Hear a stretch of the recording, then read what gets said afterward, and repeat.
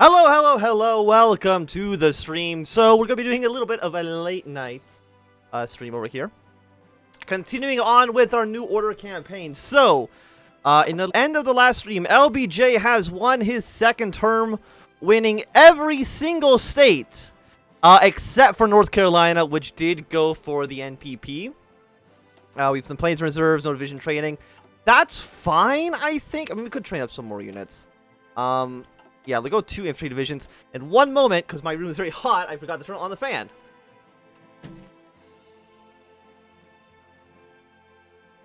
So. LBJ will continue his Great Society project. You guys can just deploy. It really doesn't matter so much. Because right now we're trying to rein in the AMA. The NPP is going to get slightly more popular. We're going to lose more political power. But again, political power doesn't mean anything at all. Because right now... Why do we have speed 4? Go to speed 5, please. Right now we have negative 675 of it. Which basically is 0.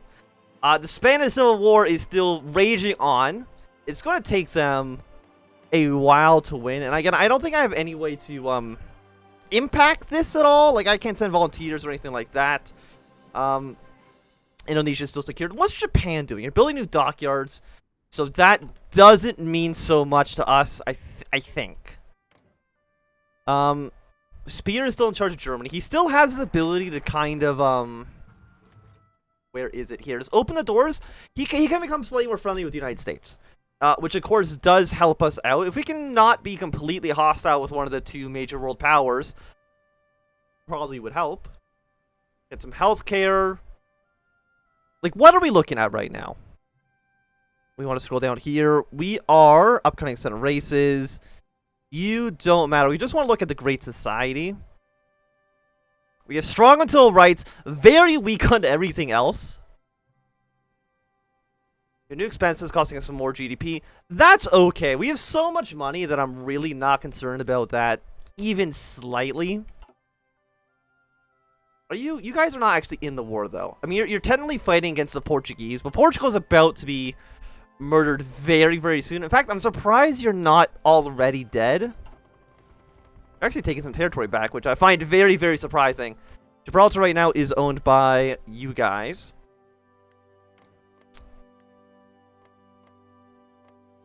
You're actually going to have an election in 1970. 2 years from now. But still a whiles off. I should also... I keep forgetting to turn off colored buttons. Every single time I play a New Order. But our techs are looking good. We do have enough decision here. The opposition's campaign. Is there still an election going on?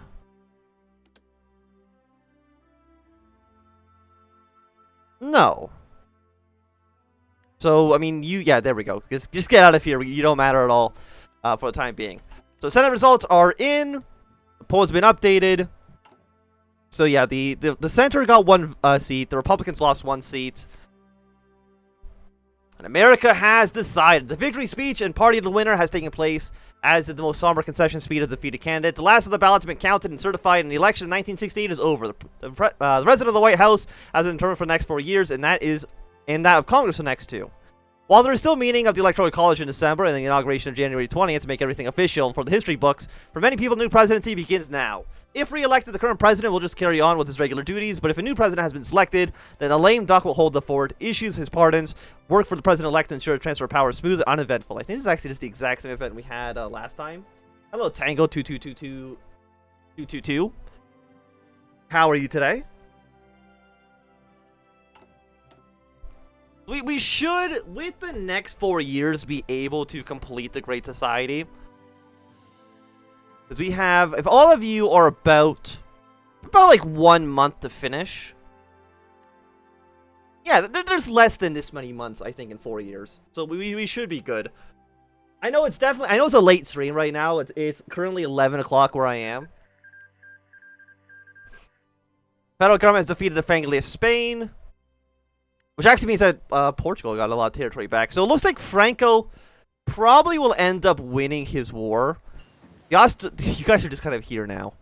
Led by this dude who I still think kind of looks like an old lady, to be quite honest. But I can't imagine the Spanish Republic is going to be able to do too much. And I wish I could intervene in some way, but there's like nowhere in our focus tree that we can get involved in Spanish affairs. Even though I feel like we'd want to defend a European democracy at all cost.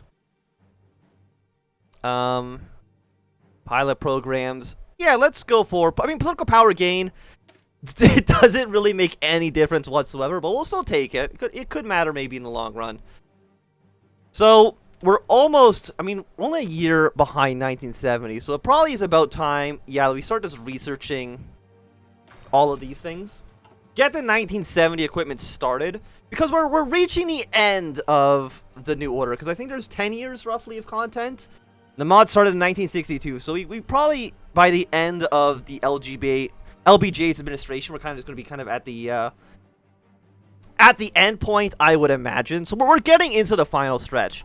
Will we finish all of this by the end of my at the end of the stream?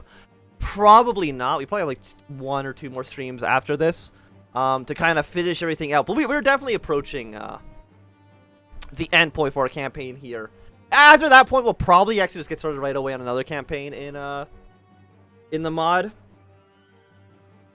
Not too sure who quite yet we're going to play as. Because I've been thinking of like Japan, Italy, England could be interesting as well. I also wanted to start another campaign just in my, not my off time, but just for like a YouTube exclusive campaign that we're not going to be live streaming. But we'll see kind of how that all shapes out. Yeah, but Franco definitely is going to be winning his war. I mean, right now you guys don't actually have any focus trees. Yeah, and you are very much dead. Yeah, I can't imagine the Spanish Republic lasting for too much longer either. I mean, they technically have taken more territory than they've lost. A job half done. Sure, USA 1732. Whatever that means, we're here for it. Second inauguration of U.S. President Lyndon B. Johnson. It would seem that President Johnson and his Great Society program have proven to be resoundingly successful so far, and today his efforts have borne fruit. The Republican Democrat leader has once again defeated his rivals in the National Progressive Party to win 4 more years as president. All the way with LBJ. We have negative 595 political power, which is the most we've had in a long time. We're still many, many, many years away from actually even breaking even. We'll see if we can actually ever even get to that point. Okay, we got no national focus set. After this, prevention's the best cure. We can't really do too much stuff here. I mean, our GDP growth will increase a little bit. I mean, we've decreased our GDP with a lot of our social programs, so I guess it makes sense. So we might want to try making a little bit of money here when we can. What if you guys are even declare war on all these guys up towards the north? Or even if you have the ability to do so. You might not actually be able to actually get that done. Yeah, we did get better artillery. So we'll upgrade you to the M198 howitzer. You got a big explosive here. Semi-modern artillery. Okay. And after that, you're 4 years ahead of time, so we don't want to research you. Is there anything we can research? I mean, get better engineering companies, 270 days, or 237 days, I should say. I mean, probably just a research speed. It makes the most amount of sense. It's going to help us the most in the long run. We don't have enough resources. We don't have enough rubber. We can import some rubber from South Africa. No, we cannot. We really can't import rubber from anybody because everyone who has rubber, I mean, mostly the Japanese. Why does Indonesia not have rubber? They do. They have 348 rubber. Did they just, like, not want to trade with us? I help secure your independence, and you don't even want to, Surprisingly, they're actually not even listed in here. But who knows? Apparently, we're just not going to get any rubber from them, which is unfortunate, because we're always going to have a little bit of a rubber issue. Actually, that's not true. We could easily just build up, synthetic refineries? Yeah, no, we should actually be doing that. But build a handful just in the middle of the United States. That should be fine. After these military factories are done. And consumer goods right now, we do still have 46%. Black market arms trades have increased. I'm sure that's probably a bad thing. But we can't fight it because I have no political power. So, you know, here we are.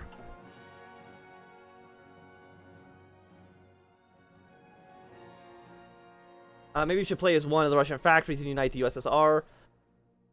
That was one of the thoughts here. We might do maybe like the USSR as a stream and then do another another country as a YouTube playthrough, or vice versa. We'll kind of see. It was on the bottom. Oh, it is on the bottom. You're right. They're they're actually not exporting anything. They have closed trade laws. Did the game crash? No, okay.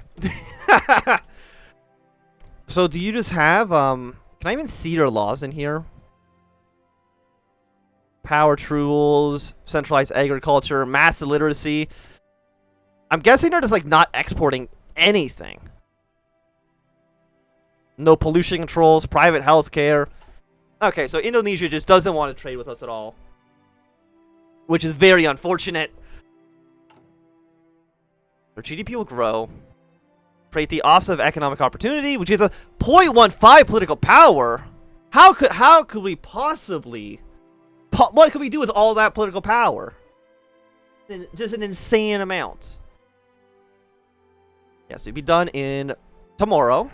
Then we'll create the Office of Opportunity here. 0.15. I mean, it's actually like a 33% increase to our current gain. So I mean, it's not nothing for sure. Also, we have a lot of unity in our little faction. So board support's pretty high. It's giving us a little bit more political power. I mean, all that's pretty good. What else do we have in here? President Task Force, Dare to Dream. We're on the right track, though. So that is good. Morocco's defeated the Rift Republic. So all of the republics in the Spanish Civil War are just getting completely demolished. But apparently the United States does not care even slightly. You're now the Kingdom of Spain. You're not no longer the Republic. You've now just become a kingdom. Sure. I don't see how that's going to help you out at all in this war. I mean, you're still a liberal democracy, so I mean, that's still not bad. Are we missing out on anything? A little bit on the Thunder Chiefs, so I guess we'll start producing some of those. Spectre, Hustler. Yeah, let's throw one more into the Thunder Chief, I guess. More planes, the better. How many units do we actually have? We have currently 56 divisions. I mean, Germany has just an absolutely massive military. So hopefully we don't go into war with them. I mean, if we do, it's probably just going to end up with a situation where we just nuke each other into complete hell. We'll have to see, though. Ocean for the Wolves. Don't know what Burgundy's doing, and that's, you know, of course, a little bit worrying. When will the Italian game be? I mean, we'll see. I mean, it can definitely be one. It's one of the options that I've been considering. Slaughterhouse 5. One book that was enjoyed overwhelmingly success in the anti-war years was Kurt Wegener's classic Slaughterhouse 5. The book's protagonist, Billy Pilgrim, was captured by the Wehrmacht during the defense of Scotland and was held in a slaughterhouse in southeast London. Billy is a poorly trained soldier who has come to dislike war, refusing to fight for his country. During the Allied bombing of the city, his acquaintance and fellow soldier Roland Weary dies of infection, and slowly before his demise, he blames his death on Billy. Billy escapes the slaughterhouse, and the novel proceeds to his near-death experience in a plane crash where he was abducted by aliens. These aliens, the Trafomordians, taught Billy their outlook on life, death, and fate, causing Billy to become an orator. Critics condemned the disorderly structure of the book, but praised its clear anti-war message. Many readers appreciated the way Wegener included his own war experience in the novel, quickly making the book a bestseller. The book itself was printed in multiple European languages, but was banned throughout Europe shortly after its publication. Though through the book's anti-war message, one can see Wegener's disdain for the Reich and the Japanese. I'll drink a bit of my drink here. We haven't actually had any story pop-ups recently, but we should get some of those, I think, relatively soon. New expense will reduce our support among voters in more conservative states. Of course, your more political power gain. The factory output really doesn't matter so much. Reintroduction of Social Security. We will sway some of the NPPC voters to support our side. I mean, the election doesn't matter so much. GP costs. More political power gain. And stability. Yeah, we'll do the Workplace Healthcare Act. We're going to get some, I think this is public healthcare, it says. Voters in the North Steel Belt will approve. Voters in the South and the Rockies will disapprove. Will improve the state of healthcare in the country. Maybe will no longer be considered like bare minimum. I mean, the entire country is still very much disunited. But hopefully by the time LBJ has done his Great Society, everything will be looking A-okay. Who are you guys? You are... Yeah, you're the Blue Army. Who's also you guys around Washington, D.C. You really don't need to be here. Just go to the ports in California. Like, I'm not too sure LBJ.117 description. Political power minus 50, and apparently we're getting more divided. Some Democratic voters will defect to the NPP. A little bit unfortunate. Is there no... Are the events broken from here on out? If so, that's going to be a very disappointing way to conclude this whole thing. So remove spirit dealing with the AMA. What is that spirit? Southern Fury. Black market. Oh, this guy's going to give us a ton of political power gain. Effective change is plus 0.1. Because it's going to remove you. Stability going. I mean, stability right now is at still negative 20%. Which I would say not fantastic. State of Supreme Court. Do we need to worry about any of this stuff? U.S. Supreme Court is moderately conservative. 5 conservatives and 4 liberals. We currently have 68 votes, which is more than enough to pass laws. Okay, so everything looks like it's going pretty well. Even though the Democrats and Republicans are constantly bickering, they're still voting together, so that works well for us. The conservatives are upset. Mr. President, I am pleased to report that the most recent parts of the Great Society has been voted on by Congress and are ready for you to sign into law. These new actions are important, just like they all are, and they still have a healthy majority supporting them in Congress and across the country. However, there are some dark clouds on the horizon. Some Democrats voted against the last bill. Some of those conservatives that like small government and pulling yourself up by your bootstraps and all that. While it wasn't enough to threaten the passing of these laws, it does mean that future laws will most likely require that we work with the center faction of the National Progressive Party to ensure that we have enough support to pass through the increasingly divided Congress. You should know as well that I do that this could be a problem. The Republican Democrats were formed to keep the peace and stability in America first and foremost. If the RDs break apart, they could lead to much greater crisis and chaos in the future. So social democracy gets a little bit more popular.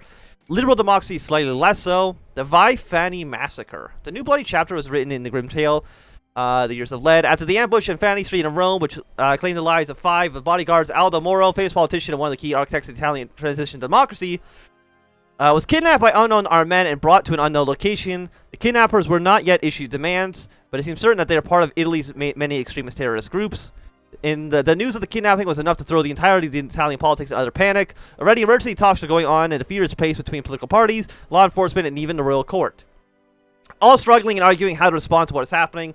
What's worse, the fact that the terrorist group was able to enact such particular action in broad daylight was enough to further spread the paranoia and terror which had already gripped much of the Italian society. Are they, I guess they're authoritarian democracy. I guess they're no longer fascist. So they've gone slightly more towards democracy. We'll see if Germany follows in that footstep, because I know that Speer can also make Germany into authoritarian democracy, which I'm assuming probably for like the United States is, but consider that a win. Definitely don't want the game paused. What can we possibly do? Shore up the EOE? Is it free? It is. So to prove Social Security... Yeah, we'll shore up the OEE. If it's something that costs absolutely nothing, of course we'll pass it. I will pass anything as long as it's free. But the federal government has defeated the Kingdom of Spain. But I don't think they're at war with any of those people in the north, right? You're technically at war with Morocco still. So we'll see how that plays out. The West Bavarian government's declared war on the West. Right, okay, so you guys here are, I think, now at war. Yeltsin against Zhukov. We'll see who ends up winning in that conflict. We probably would rather have Boris Yeltsin win the war, so we can maybe have some sort of ally in the Russian area, even though this whole area is basically worthless wasteland for the most part. I mean, I'm sure there's some major cities here. Kazan, Nizhny Novgorod.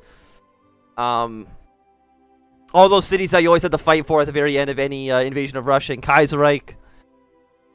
We've got you going. We cannot do this because we don't have enough political power. Political power. How am I ever going to get more political power than 75? I'm at negative 600 right now.